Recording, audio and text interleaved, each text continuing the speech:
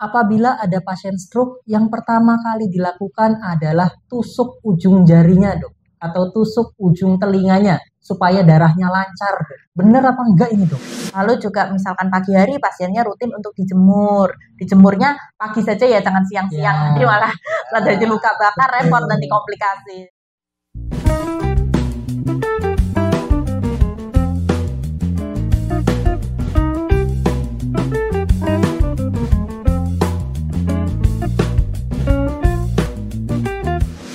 Selamat siang, sahabat Hermina. Bertemu lagi dengan saya, Dr. Cesar Al-Ahmed Damingo, dalam acara podcast Hermina Talk.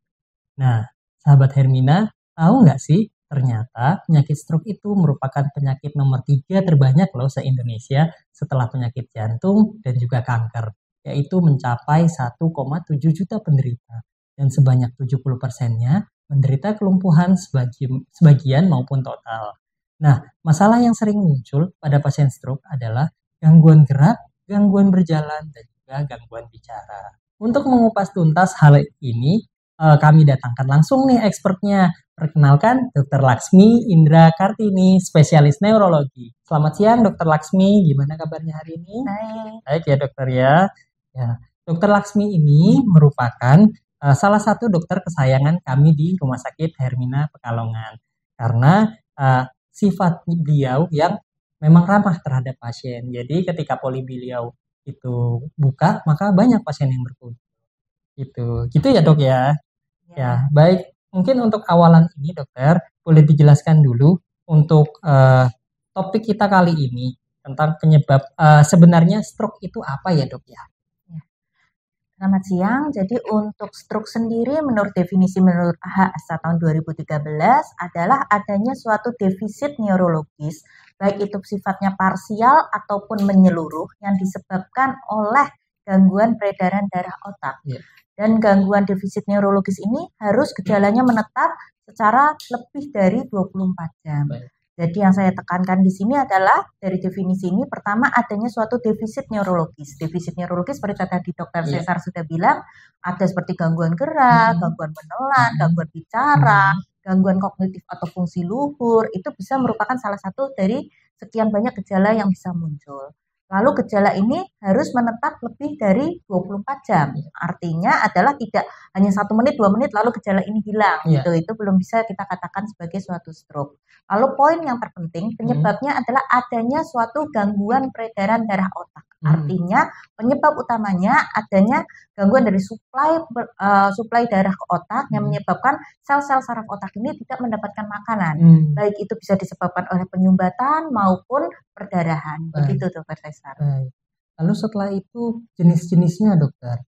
Stroke itu kan ada berbagai jenis dok ya. Mungkin bisa dijelaskan dokter? Untuk jenisnya sendiri sebenarnya cukup simpel. Stroke itu dibagi menjadi 2, yaitu seperti yang saya bilang, gangguannya bisa berupa penyumbatan atau perdarahan.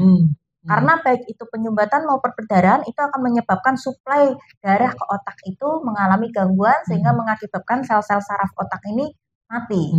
Yang perlu saya tekankan di sini jenis stroke ini kan sebenarnya menurut definisi dimanapun 2 ini ya. Jadi perdarahan maupun penyumbatan. Tidak ada namanya stroke ringan, sedang maupun berat gitu. Jadi selama ini yang dikenal orang dengan ini stroke-nya ringan saja nih, tidak perlu ke rumah sakit, tidak perlu ke IGD Hermina. Itu salah besar. Semua stroke karena menyangkut sel saraf otak yang harus ditangani secara maksimal itu hanya ada 2, kita anggapnya perdarahan atau penyumbatan dan semuanya kita kategorikan sebagai gangguan yang berat. Baik. Nah, antara stroke yang penyumbatan dan perdarahan ini dok, apakah ada perbedaan gejala dokter? Ataukah keduanya sama dok?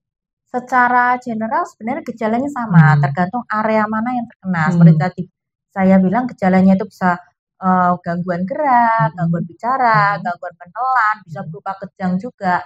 Tetapi pada umumnya pada stroke yang perdarahan disertai dengan adanya nyeri kepala yang hebat dan bisa disertai dengan muntah proyektil. Muntah proyektil itu apa? Jadi muntah yang tiba-tiba dengan volume yang besar tanpa disertai ada rasa mual sebelumnya. Begitu. Dok ya. Berarti, nah kalau misalnya ada keluarga dokter yang di rumah terkena stroke, perawatan apa saja yang bisa kita lakukan dok pada saat keluarga ini pertama kali kita tahuan ini, wah ternyata bangun tidur bapak saya itu langsung pelo dok. Lalu setelah itu kaki kanan dan tangan kanannya itu lemah untuk digerakkan. Apa yang harus saya lakukan dok? Jadi saya sekalian hendak menambahkan Dokter Iya. Cesar, mungkin di masyarakat kita jarang ya ada Hmm. orang sadar langsung, oh ini bapak saya kena stroke atau saudara saya Iya, kena betul, stroke, jarang. betul, Jadi mungkin betul. sekalian saya menambahkan Iya. cara mengenali orang ini curiga stroke Iya, itu gimana betul. sih? Kita mengenalnya dengan metode FAST, FAST. FAST ini kalau saya pakai bahasa Indonesia, F itu adalah fisik wajah merot. Jadi Iya. biasanya kalau ada wajah merot sebagian, kita curiga orang itu terkena stroke. Lalu A itu adalah suruh angkat tangan, bisa atau tidak. Jika ada kelemahan separuh badan, kita curiga ke arah stroke. Berarti keduanya dok ya? Iya, gitu ya? dua-duanya salah satu lemah, gitu. Atau dua-duanya mendadak lemah. Nah, itu kita lebih baik waspada. Iya. Lalu S itu sebenarnya sulit bicara. Sulit bicara, jadi misalkan bicaranya tadinya lancar, tiba-tiba pelo, suruh ngomong R tidak bisa. Atau sulit menelan, tadinya makan nggak bisa menelan nih, keselak-selak. Nah, itu kita curiga ke arah stroke juga. Lalu T itu tetap jadi langsung segera telepon atau hubungi ke rumah sakit jika menemukan gejala-gejala seperti itu. Lalu apa sih yang bisa dilakukan keluarga di rumah? Yang bisa dilakukan keluarga jika menemukan tetangganya atau keluarganya seperti itu adalah paling betul adalah membawa langsung ke IGD, rumah sakit ya, rumah sakit supaya dapat penanganan yang lebih maksimal. Jangan malah ditunda-tunda, tunggu dulu 1 hari, 2 hari gitu. Karena biasanya gejalanya akan menetap dan kita untuk pengobatannya hasilnya lebih tidak maksimal. Berarti memang harus langsung dibawa dok ya? Iya. Gitu. Lalu untuk pencegahannya sendiri dok, bagaimana supaya stroke ini tidak terjadi kepada masyarakat seperti itu? Ya, jadi sebenarnya untuk pencegahan stroke ini ada pencegahan primer, sekunder, dan tersier. Primer itu adalah mencegah orang sehat jangan sampai kena stroke. Artinya adalah menghindari faktor-faktor risiko yang bisa dimodifikasi. Sekalian saya bahas untuk faktor risikonya mungkin ya dok. Faktor risiko stroke sendiri ada 2, yaitu yang bisa dimodifikasi dan tidak dimodifikasi.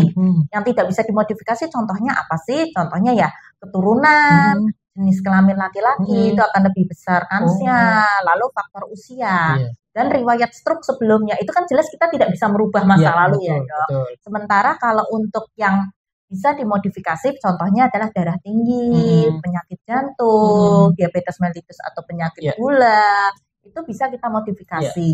Jadi untuk pencegahan, balik lagi ke pencegahan primer ini mencegah orang sehat jangan sampai kena stroke adalah ya dengan gaya hidup sehat, menghindari makanan-makanan yang misalkan terlalu santan-santan, terlalu jeroan-jeroan, lalu juga jangan yang terlalu asin jika sudah tahu ada keturunan darah tinggi, jangan yang terlalu manis kalau sudah tahu punya susah itu dok, saya juga suka itu dok.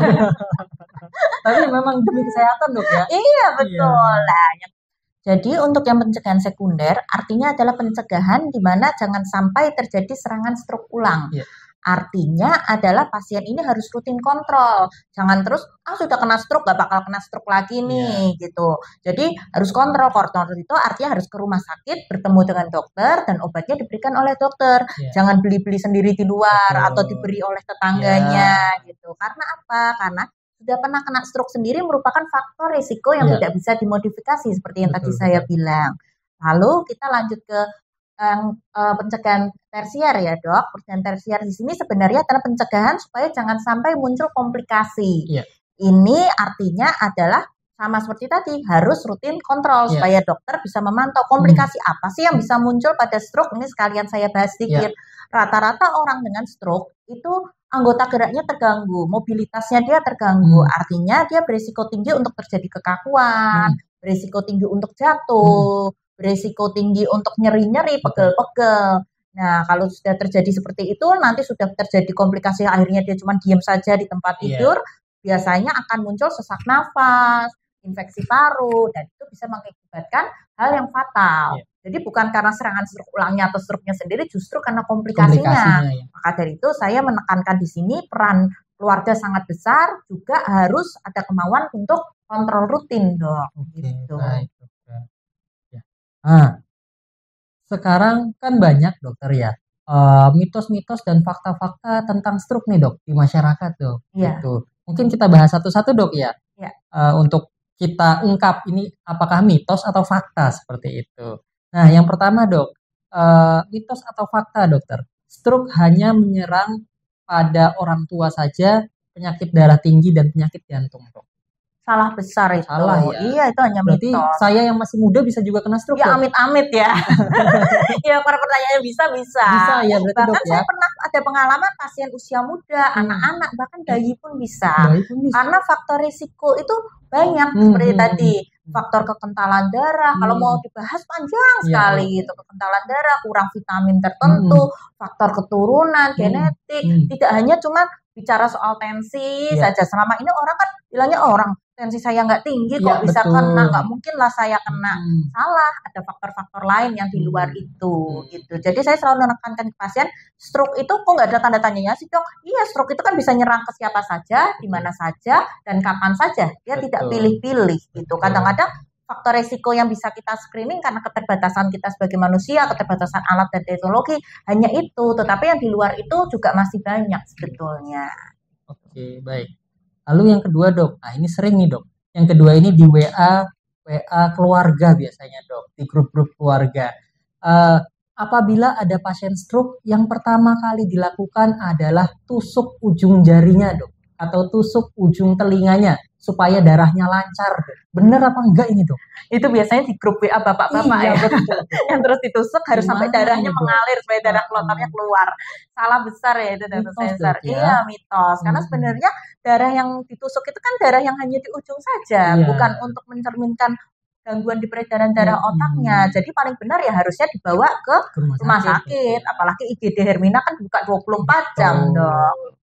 Berarti tidak mempengaruhi apapun dok ya? Itu hanya mitos saja. Nah, lalu sering juga nih dok, ada juga yang bilang jangan mandi air dingin gitu dok. Nanti kalau mandi air dingin itu bisa menyebabkan stroke langsung. Pembuluh darahnya langsung jadi sempit gitu dok. Benar apa enggak itu dok?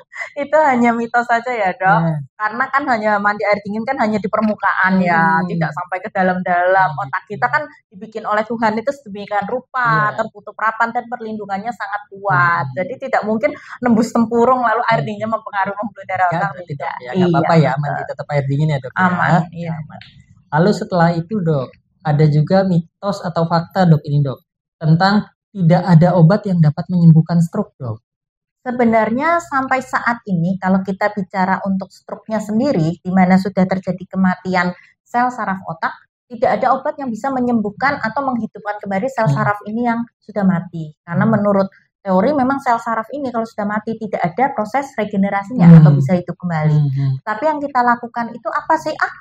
Kayak gitu ngapain diobatin kalau kayak gitu kan? Selama ini kita berikan obat-obatan, stimulasi, dan macam-macam. Harapannya ya tadi, untuk mencegah jangan sampai terjadi stroke ulang, mencegah jangan sampai muncul komplikasi, dan menjaga supaya sel-sel saraf yang masih sehat di sekitarnya itu bisa bekerja optimal, syukur-syukur bisa mengcover kerjanya sel saraf yang bolong ini.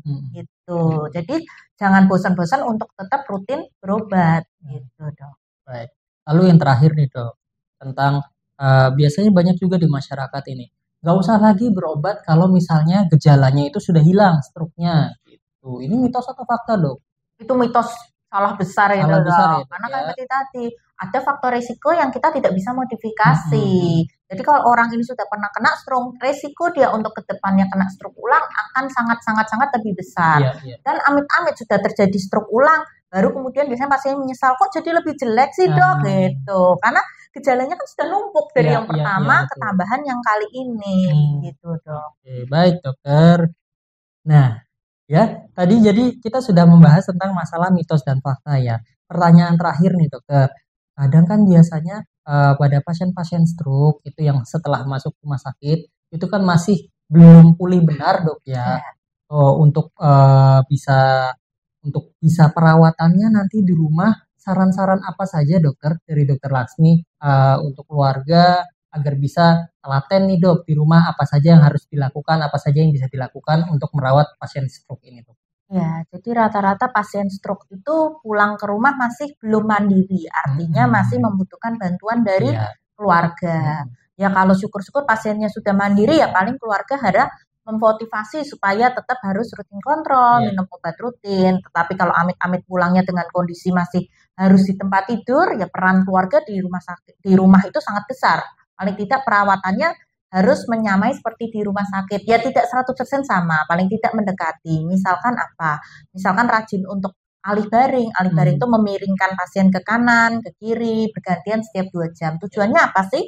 Untuk mencegah adanya penekanan di punggung supaya tidak terjadi luka dan tidak terjadi infeksi sekunder. Lalu juga misalkan pagi hari pasiennya rutin untuk dijemur. Dijemurnya pagi saja ya, jangan siang-siang. Nanti malah jadi luka bakar, repot nanti komplikasi. Jadi pagi sambil mungkin dadanya ditepuk-tepuk secara ringan. Tujuannya apa? Supaya tidak terjadi pengumpulan dari sputum atau lendir. Karena kalau pasiennya tidur terus kan pasti lendir yang produksi tubuh dia akan numpuk. Lalu juga rajin-rajin untuk menggerak-gerakkan anggota geraknya. Syukur-syukur kalau misalkan pasiennya keluarganya mampu bisa memanggil untuk terapis atau fisioterapis untuk ke rumah. Lalu kadang pasien pulang juga dengan selang kencing dan selang makan. Lalu bagaimana dok? Kadang ada pasien, saya takut dokter masih pasang selang makan dan selang kencing. Saya selalu bilang, jangan takut, karena apa? Kalau misalkan tidak dipasang akan lebih bahaya. Kalau pasien belum bisa makan, kita paksakan untuk makan, nanti di rumah malah kesel, masuk paru-paru, akan muncul komplikasi infeksi. Jadi lebih baik tetap pasang selang makan, tapi selang makan ini 10-14 hari sekali harus diganti. Mungkin bisa memanggil perawat atau dokter yang tenaga terlatih untuk mengganti di rumah. Selang kencing pun demikian, jadi jangan takut. Karena apa? Kalau pakai pampers, ada luka, dia malah jadi takutnya infeksi. Jadi selang kencing biasanya tetap kita bawakan, balik lagi 10-14 hari sekali harus diganti. Demikian dok. Baik, nggak terasa ya Dokter Laksmi, ternyata waktunya sudah habis nih. Nah, saya rasa penjelasan dari Dokter Laksmi sangat jelas ya dan juga menarik. Terima kasih Dokter Laksmi, spesialis neurologi telah datang pada hari ini, dan terima kasih juga sahabat Hermina atas perhatiannya. Selalu jaga kesehatan dan bila ada keluhan bisa langsung ke IGD Rumah Sakit Hermina Pekalongan ya. Sampai jumpa lagi di podcast berikutnya.